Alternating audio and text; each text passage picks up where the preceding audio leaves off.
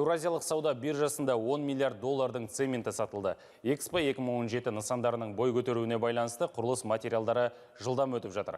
Халықаралық көрменің арқасында Қазақстан қанша пайда таппақ? Армысыздар, эфирде компания жаңалықтары. Бүгінгі хабарымыздан көретіндеріңіз. Қазақстан әуе компаниялары Қытайға жаңа әуе рейстерін ашады. Тау-кен өндірісі саласына қаржы құю көлемі 19%-ға өсті. Еуразиялық сауда жүйесі тауар биржасында маусым айында 10 миллиард теңгеден астам сомаға сауда жасалды. Сауда-саттықтың барлығы өндіріс тауарлары мен металдарға тиесілі. 2015 жылдың мамыр айымен салыстырғанда аталмыш жүйеде сауданың өсу қарқыны 105% болып тіркелген. Жоғары сұранысқа ие тауарлардың бірі цемент. Оның ПЦ 400D20 түрінің орташа бағасы Астана бойынша тоннасына 12.406 теңге, ал Алматыда арзанырақ 12.084 теңге. Сонымен бірге цемент елімізге жақын орналасқан мемлекеттерден әкелінетіні айта кеткен жөн. Мәселен, статистика комитетінің мәліметтеріне сүйенсек, бір ғана мамыр айының өзінде Ресейден 300 мың тонна цемент жеткізілген, ал Өзбекстаннан 335 мың тоннасы тасымалданған, Ираннан 27 мың тоннадан астам өнім әкелінген. Сарапшылардың айтуынша, осындай жоғары сұраныс Экспо 2017 нысандарының салынуына байланысты деп отыр.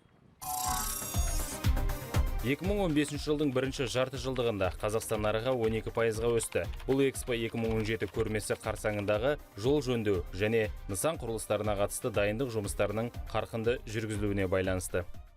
Астанада ұйымдастырылатын ірі халықаралық көрменің өткізілуі 330 миллион еуро пайда әкелмек. Бұл қаржы демеушілер мен билеттерінің сатылуынан Экспо 2017 барысында түрлі қызмет көрсетудің арқасында түседі. Бұл туралы елбасы Нұрсұлтан Назарбаев Ақордада өткізілген әлеуметтік салаға арналған кеңесте хабардар етті.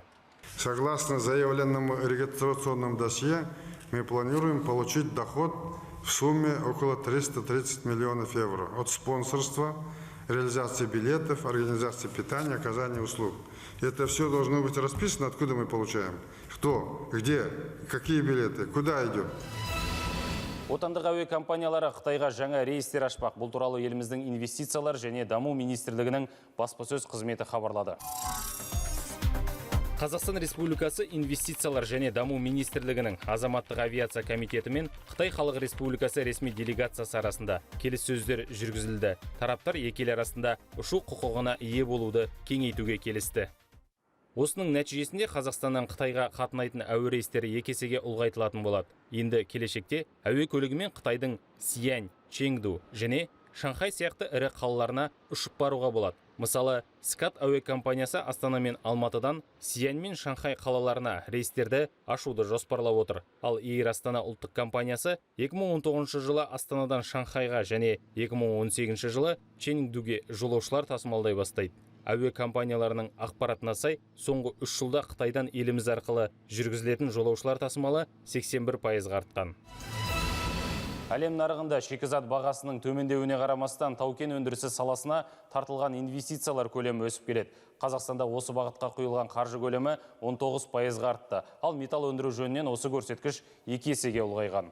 Статистика комитеті ақпаратына сай 2015 жылы инвестициялардың тартылуы жағынан көрсеткіші өсіп келе жатқан тау-кен өндірісі саласы ғана сияқты. Ағымдағы жылдың қаңтары мен мамыр айы аралығында осы бағытқа құйылған қаржы 119,4 миллиард теңгені құраған. Бұл 19% деген сөз. Жер қойнауын игеруге тартылған инвестициялар ел экономикасына түскен жалпы қаржы көлемінен 4%-ға өскен. Тау-кен өндірісіне келген инвестициялардың мұнай және газ өндірудегі үлесі 64%, немесе 2,16 миллиард ақш долларын құрайды. Тау-кен өндірісінде техникалық қызмет көрсетудің көлемі 12%-ға өсті. Нақты айтқанда, бұрғылау сервистік қызмет көрсету мен геологиялық зерттеу бағытында. Көмір игеруге келсек, бұл салаға салынған инвестициялар 1,14%, немесе 58 миллион долларды құрады. Көрсеткіші ең қарқынды өсіп жатқан металл кендері. 2015 жылдың бірінші жарты жылдығында бұл салаға тартылған инвестициялар өткен жылдың осы кезеңімен салыстырғанда 91%-ға өскен. Қаржылай алғанда 782 миллион долларды құрады.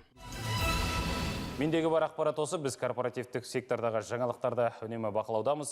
24 KZ арнасымен бірге болыңыздар.